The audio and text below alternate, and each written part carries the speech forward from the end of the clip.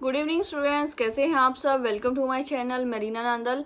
अभी 2 दिन पहले मैंने आपके साथ वीडियो शेयर की थी जिसमें मैंने बताया था कि हम भाग कैसे कर सकते हैं। उस दिन मैंने बताया था एक संख्या और दो संख्या को हम भाग कैसे दे सकते हैं, भाजक क्या है, भागफल क्या है, शेष क्या है, ये सब चीज़ें मैंने उसमें डिटेल में समझाई हैं। तो आपने अगर वो वीडियो नहीं देखी हो तो आज की इस वीडियो के डिस्क्रिप्शन बॉक्स में मैं उसका लिंक दे दूंगी, आप वहाँ जाके उस वीडियो को पूरा डिटेल में देख सकते हैं। मैंने उसमें बिल्कुल बेसिक से स्टार्ट करके भाग और डिवाइड के बारे में बताया है। तो आज मैं जो वीडियो आपके लिए लेकर आई हूँ उसमें मैं बताने वाली हूँ कि दो संख्या से आगे अगर भाग की जाए तो वो किस तरह से की जाएगी। 2 और 3 संख्या को भाग करना आज मैं अपनी इस वीडियो में बताऊंगी। अगर आपको इस वीडियो से रिलेटेड कोई भी बात पूछनी है तो कमेंट में लिख सकते हैं। कोई और टॉपिक पर आपको वीडियो चाहिए तो वो भी आप मुझे कमेंट में लिखकर बता सकते हैं। तो मैं जल्दी ही आपकी रिक्वेस्टेड वीडियो पर काम करूंगी और वीडियो अच्छी लगे, यूजफुल लगे तो भी मुझे ज़रूर कमेंट कर देना, वीडियो को लाइक कर देना। चैनल फर्स्ट टाइम देख रहे हैं तो उसे सब्सक्राइब ज़रूर कर लेना। तो चलिए हम अपनी भाग स्टार्ट करते हैं और 3 और 4 संख्या वाली भाग को हम कैसे करेंगे वो आज मैं आपको बता देती हूँ। तो चलिए स्टार्ट करते हैं हम। भाग भाग को इंग्लिश में कहते हैं डिवाइड। हमें 385 को 5 से भाग करना है। तो मैंने कल अपनी वीडियो में बता दिया था कि भाज्य क्या है, भाजक क्या है, भागफल क्या है और शेष क्या है। तो सबसे पहले हमें इस तरह का एक साइन बना लेना है, उसमें 5 को रखना है हमें यहाँ पर और ये। तो सबसे पहले हमें देखना है कि जो पहली संख्या है वो 5 से कम है या 5 के बराबर है या उससे ज़्यादा है। तो ये संख्या जो है 5 से है कम, तो इसीलिए हम पहली 2 संख्या को इकट्ठा लेंगे। तो अब हमें 5 के पहाड़े को वहाँ तक पढ़ना है कि या तो 38 आए या 38 से कम आए। तो चलिए पहाड़ा पढ़ते हैं हम। 5 एकम 5, 5 दूनी 10, 5 तिये 15, 5 चौक 20, 5 पचे 25, 5 छिक 30, 5 सत्ते 35, 5 अठे 40। तो 40 अगर हम लेंगे 8 पर ले जाएंगे इसको तो ये हो जाएगा 38 से ज़्यादा। तो हमें इसको रखना है 38 से कम, तो हम इसको ले जाएंगे 7 पर। 5 सत्ते 35। अब हमें क्या करना है, 38 में से 35 को घटाना है। तो 8 में से 5 गया 3 और 3 में से 3 गया 0। तो अगर हम चाहें तो समझने के लिए इसको यहाँ पे 0 लिख सकते हैं और अगर हम ना भी चाहें तो 0 लिखने की कोई भी ज़रूरत नहीं है। फिर हम क्या करेंगे, वही चीज़ हमारी आ गई कि हमें देखना है कि ये 5 से कम है कि 5 से ज़्यादा है या बराबर है। तो देखिए सिंपल सी बात है, अगर ये 5 के बराबर होता या 5 से ज़्यादा होता तो यहीं आगे डिवाइड हो चुका होता। तो इट मीन्स जो हमारा शेष बचेगा वो 5 से कम ही बचेगा। अगर 5 होता या 5 से ज़्यादा होता तो ये साथ साथ ही डिवाइड हो चुका होता। तो हमें इस स्थिति में क्या करना है, ऊपर से हमें एक संख्या उतार लेनी है और हमें लगा देना है ऐसे एरो, ताकि देखने वाले को समझ आ जाए कि ये 5 यहाँ से आया है। अगर आप एरो नहीं लगाएंगे और किसी को समझ प्रॉपर नहीं होगी तो उसे लगेगा ये 5 अचानक से कहाँ से टपक गया भाई। तो मैंने लिख दिया यहाँ पर 5। अब 5 का पहाड़ा वहाँ तक पढ़ना है, या तो 35 आए या 35 से कम आए। तो 5 के पहाड़े में 35 आता है, आप 5 का पहाड़ा पढ़ के देख लीजिए। यहाँ हमने 35 ही लिखा था, 5 सत्ते 35। तो फिर से यहाँ 7 हम लिख देंगे और यहाँ लिख देंगे 35। अब इसको करेंगे हम घटा, तो 5 में से 5 गया 0, 3 में से 3 गई 0। तो ये हमारा हो गया है प्रश्न सॉल्व। तो ये हमारा उत्तर आ गया। इसका जो शेषफल है वो आया 0 और जो उसका भागफल है वो है 77। तो ये हमारा इसका आ गया उत्तर। तो इस तरह से हमें 3 संख्या वाली भाग को करना है। अभी मैं आपको एक एग्जाम्पल इसका और दे देती हूँ। दूसरा एग्जाम्पल लेते हैं हम। 497 डिवाइडेड बाय 7। हमें बनाना है एक ऐसे चिन्ह, 7 को हम लिख लेंगे बाहर और 497 को लिखेंगे यहाँ पर अंदर। तो हमें 7 का पहाड़ा पहले देखना है कि जो पहली संख्या है वो 7 से छोटी है कि बड़ी है। तो ये 4 जो है छोटा है, तो इसलिए हमें पहली बात यही देखनी है कि 2 संख्या में 7 लेनी होंगी। तो 2 संख्या मिलके होती है 49। तो हमें 7 का पहाड़ा कहाँ तक पढ़ना है कि या तो 49 आए या 49 से कम आए। तो चलिए पढ़ते हैं 7 का पहाड़ा। 7 एकम 7, 7 दूनी 14, 7 तिया 21, 7 चौक 28, 7 पंचे 35, 7 छः 42, 7 सत्ते 49। तो देखिए ये पूरा पूरा भाग हो रहा है। तो 7 सत्ते 49, तो ये पूरा हमारा भाग हो गया। इसको हम घटा करेंगे तो ये आ जाएगा 0। अब हम उतार लेंगे 7 को यहाँ पर अगली संख्या पर। 7 एकम 7, तो ये देखिए ये भी हमारा पूरा पूरा हो गया है भाग। 7 से 7 को घटाया तो 0। तो यहाँ पर चाहे तो हम 0 लगा सकते हैं, चाहे हम क्रॉस लगा सकते हैं, एक ही बात है। तो इसका जो भागफल हमारा आया वो आया 71। तो इस तरह से ये क्वेश्चन होंगे सॉल्व।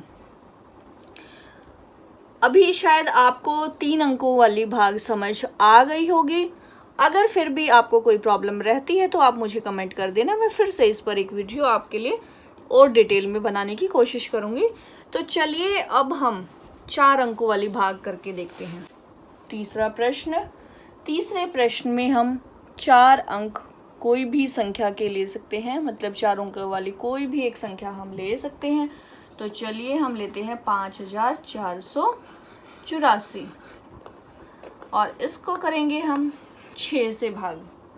तो फिर से वही 6 को बाहर रखेंगे, इसको अंदर।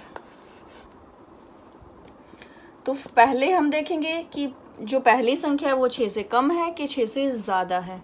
तो ये संख्या 6 से कम है तो हमें लेनी पड़ेगी दोनों संख्या इकट्ठी। तो 6 का पहाड़ा वहाँ तक पढ़ना है कि या तो 54 आए या 54 से कम आए।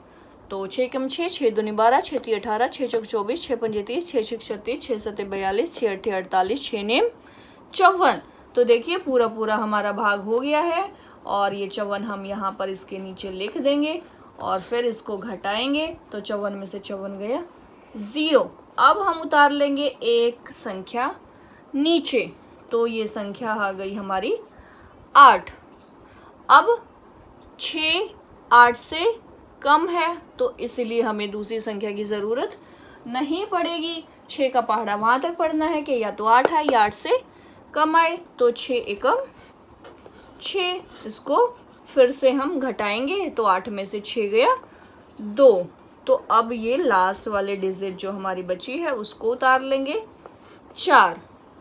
6 का पहाड़ा अब हम वहाँ तक पढ़ेंगे कि या तो हमारा 24 आए या 24 से कम आए। तो 6 के पहाड़े में 24 आता है, 6 चौक 24।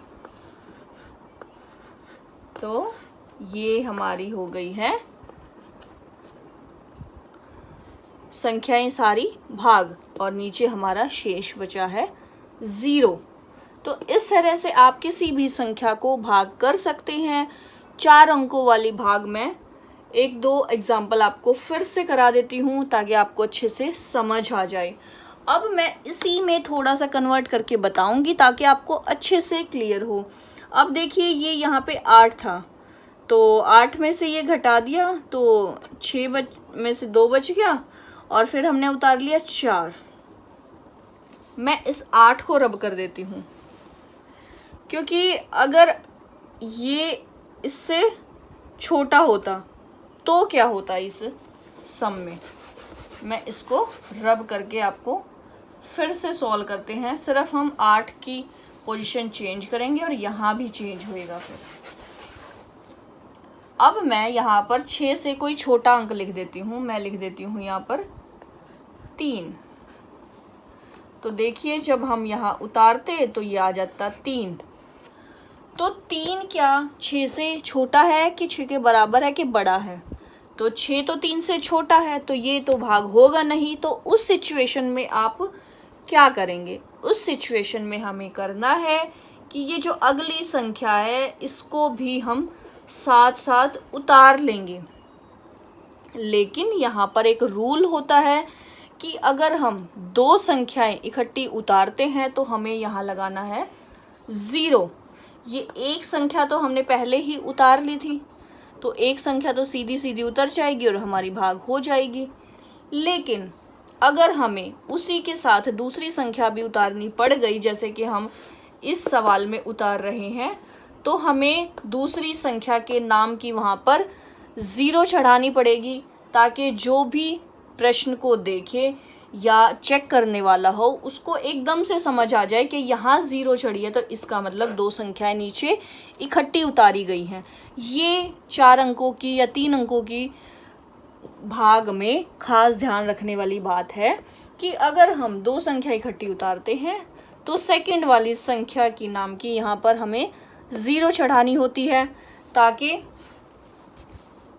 कोई भी पेपर अगर हमारा चेक करता है, नोटबुक हमारी चेक करता है, तो उसको पता चल जाए कि दो संख्या इकट्ठी उतारी गई हैं। आपको भी अगर कभी क्रॉस चेक करना है या किसी बच्चे का चेक करना है आपको कोई भी सम, तो अगर यहाँ पर 0 आई है तो इसका मतलब ये है कि यहाँ पर आपने कहीं भी दो संख्याएं इकट्ठी उतारी हैं। अदरवाइज यहाँ पर कभी भी 0 नहीं आएगी, सिर्फ वही अंक आएंगे जिनसे भाग हुआ है।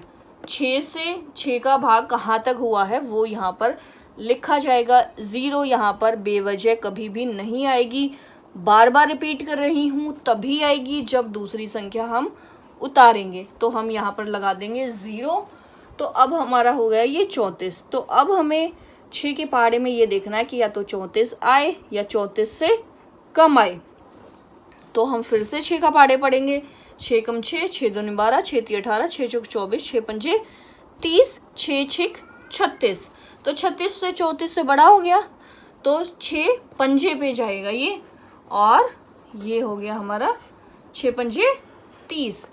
तो अब इसको हम घटाएंगे तो 4 में से 0 गई तो वापस आ जाएगा 4, 3 में से 3 गया तो 0।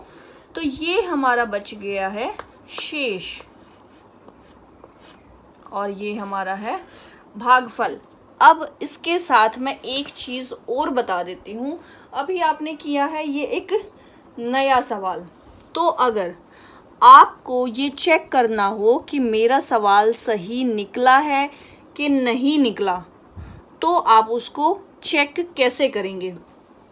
इस सवाल को मैं ऐसे कैसे अभी रब नहीं करती, आपको देखने के लिए छोड़ देती हूँ और यहाँ साइड में करती हूँ, ताकि आप साथ साथ क्रॉस चेक भी करते रहें।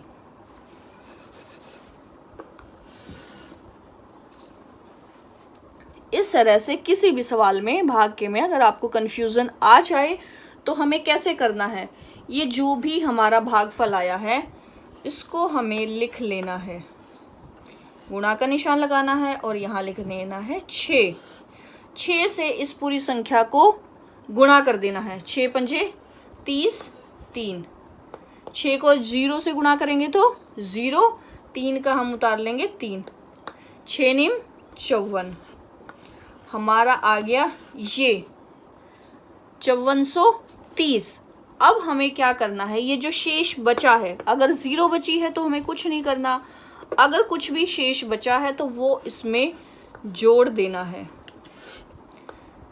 4, 3, 4, 5। तो देखिए ये संख्या हमारी यही वाली संख्या आ गई है, इसका मतलब हमारा सवाल बिल्कुल सही है।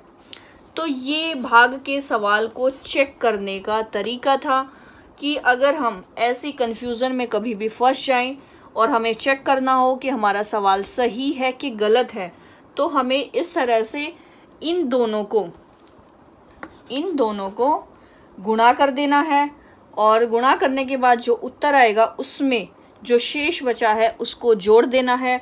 तो ये हमारा सवाल एकदम से सही हो जाएगा। अगर ये दोनों संख्या मैच नहीं होती हैं, इसका मतलब आपका सवाल गलत है। ये क्रॉस चेक करने का एक बहुत अच्छा तरीका है। इससे आप कितनी भी बड़ी भाग करें तो गलती कभी भी नहीं होगी। आप उसको हमेशा इस तरह से क्रॉस चेक कर लीजिए। अगर ये संख्या दोनों मिल गई है तो आपका सवाल है ओके, और अगर ये दोनों नहीं मिलती हैं तो इसका मतलब सवाल में कहीं ना कहीं गड़बड़ है, तो आप फिर से उसको क्रॉस चेक कर सकते हैं। तो आज हमने की है ये 4 अंकों वाली भाग। तो आगे भी आप इसी तरह से प्रैक्टिस कर सकते हैं। कुछ सवाल मैं आपको प्रैक्टिस के लिए दे देती हूँ जिससे आपको और पक्के से हो जाएं ये सवाल। अगर इस वीडियो में कोई भी कंफ्यूजन है या कुछ भी पॉइंट आपको अच्छे से समझ नहीं आया है तो आप मुझे कमेंट कर सकते हैं। मैं फिर से इस पर अलग से कोई डिटेल में वीडियो बनाऊंगी, तो जिसमें मैं समझाने की कोशिश करूंगी कि आपको कौन सा पॉइंट समझ नहीं आया है। तो आप फ्रीली मुझे कमेंट कर सकते हैं कि कहाँ से आपको समझ इसमें नहीं आया है। तो मैं 4 क्वेश्चन आपको एक्सरसाइज के लिए दे देती हूँ कि आप इसकी प्रैक्टिस कर लेंगे।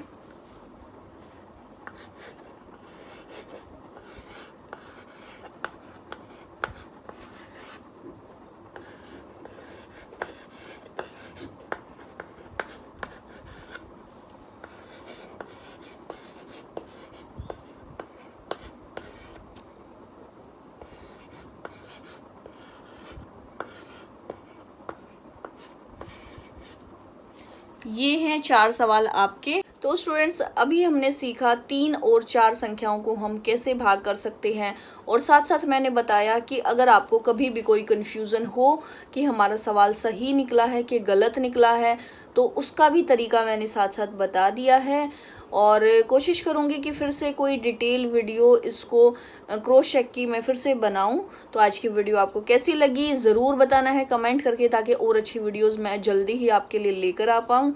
तो अगर आपको कोई और टॉपिक चाहिए है इस टाइप से तो आप मुझे कमेंट कर सकते हैं, तो मैं जल्दी ही उस पर कोई अच्छी सी आसान सी वीडियो बनाऊँगी जिससे आपको समझने में आसानी हो। तो थैंक्स फॉर वॉचिंग। चलिए बाय बाय, मिलते हैं कल फिर एक नई वीडियो के साथ, एक नए टॉपिक के साथ। तो घर पर बने रहिए, बाहर बिल्कुल नहीं जाना है, कोरोना से बच के रहना है।